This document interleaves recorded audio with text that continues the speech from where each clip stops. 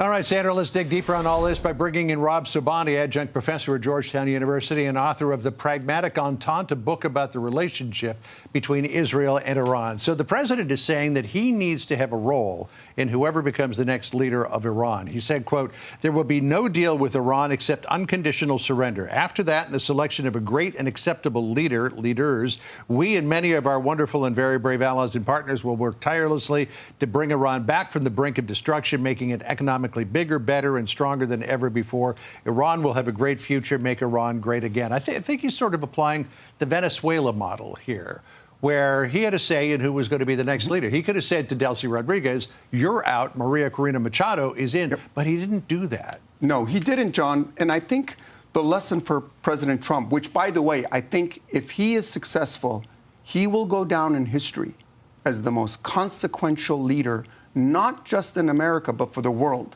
because he will have put the genie of Islamic fundamentalism back in the bottle, which came out of the bottle in 1979. Now, going back to the question of succession, Iran's different from Venezuela.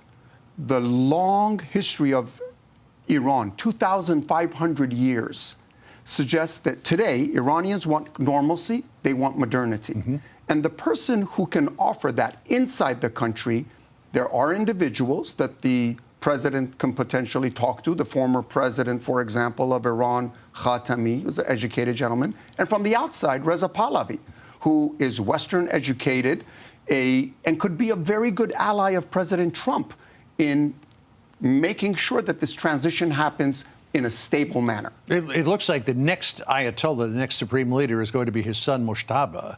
I mean, that would be bad. And I imagine that Israel's just waiting for him to pop his head above the tree line, and he'll be taken out, too.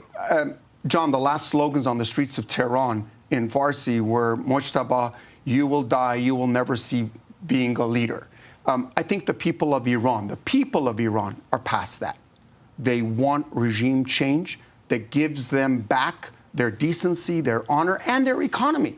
You know, this is an opportunity, John, for President Trump to capitalize on a $5 trillion opportunity that is just waiting to be captured. So in order for there to be regime change, first of all, you got to get rid of the theocracy, which I guess would mean decapitating the rest of the Khatami family, as you said. But then you've got to convince the IRGC to lay down their weapons. President Trump has made that offer. You have to convince the besieged militia to do the same thing and throw in with the people and the idea of change. And the president has already offered amnesty to Iranian diplomats around the world.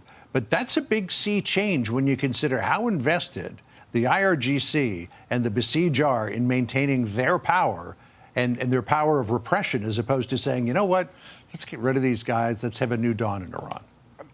I think, John, if Mujtaba is knocked out by the Israelis, all bets are off. Really? Because the torch will have been handed to his son, who is now no longer.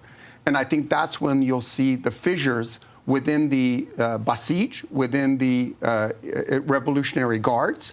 And I think you will see the police forces as well, slowly but surely laying down their arms. So I think the Israelis are the key in all this. They were the ones who took the brunt of what's happening on October 7th.